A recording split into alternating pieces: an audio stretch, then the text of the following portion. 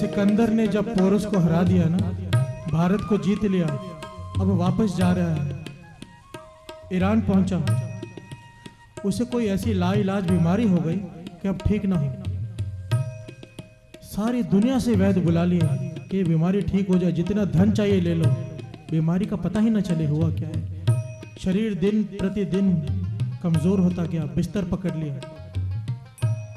अब बिस्तर है इतने कमाल के नरम नरम गद्दे, इतना बड़ा राजा, सारी दुनिया को जिसने जीता हो, पर नींद नहीं आ रही। हाथी घोड़े बार हजारों लाखों में हैं पर बैठ नहीं सकता। हीरे जवाहरात हैं पर पहन नहीं सकता। अब लेटे लेटे उसको सोझी आ गई सारी। अंत समय उसे ज्ञान हो गया कि मैंने लाखों लोगों को मौत के घाट उतारा, किस काम का? आगजनी की, ना जाने कितनी बहनों को विधवा बनाया, कितना मैंने मार काट की, इसका क्या लाभ? तो उसने एक फरमान जारी किया, कहने लगा कि जब मेरी मौत हो जाए तो मेरी अर्थी को कफन डालकर भीड़ के बीच में से गुजारा जाए। सारी भीड़ इकट्ठी की जाए, सारे राज्य की, उसके बीच में से मुझे निकाला जाए, और अर्थी के अंदर जब कफन होता है, मेरे दोनों हाथ कफन से बाहर निकाल दिए जाए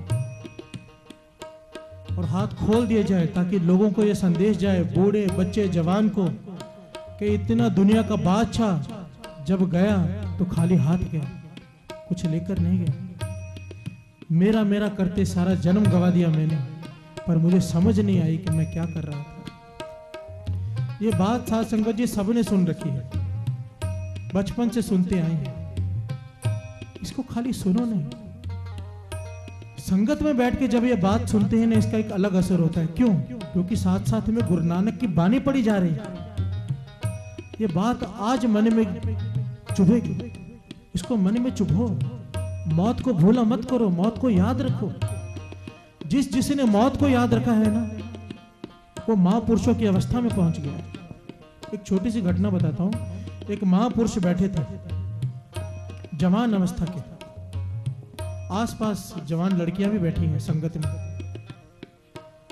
एक साहूकार आया, उसने माथा टेका, उसके मन में विचार आ गया, ये महापुरुष जवान अवस्था के हैं और ये लड़कियां भी जवान बैठी हैं, क्या इनके मन में पाप नहीं आता होगा? क्या इनके मन में पाप नहीं आता होगा? ऐसा कैसे हो सकता है? उसके मन में सिर्फ ये सवाल आया। महापुरुष अंतर्जामी थे, कहने लगे इधर आ।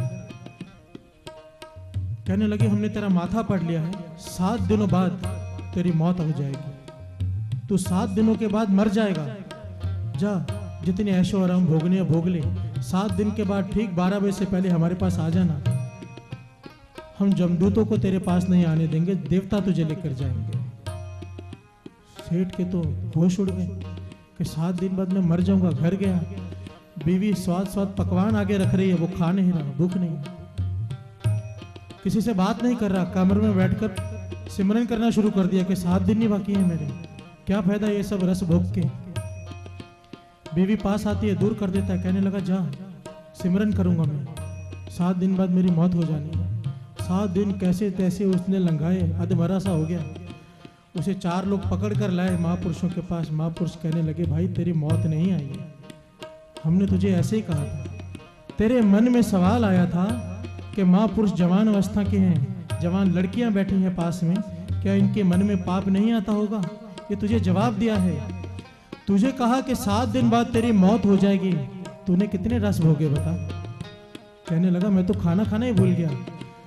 महापुरुष कहने लगे तुझे बताया 7 दिन बाद तेरी मौत हो जाएगी, तूने दुनिया के सारे सुख छोड़कर सिमरन किया।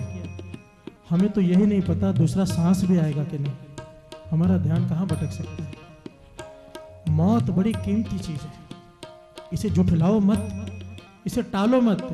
जब मौत की बात निकले तो उसको टालो मत, नहीं अपशगुन हो जाएगा, उसे याद रखो। गुरबानी संदेश देती है कि मौत को याद रखो। मेरी मेरी करते जन्म गया, मेरी मेरी करते जन्म गया, मेरी मेरी करते जन्म गया, मेरी मेरी करते जन्म गया। हाँ सार सुख पूजन बलयो, सारी सोख जंगल सारी सोख जंगल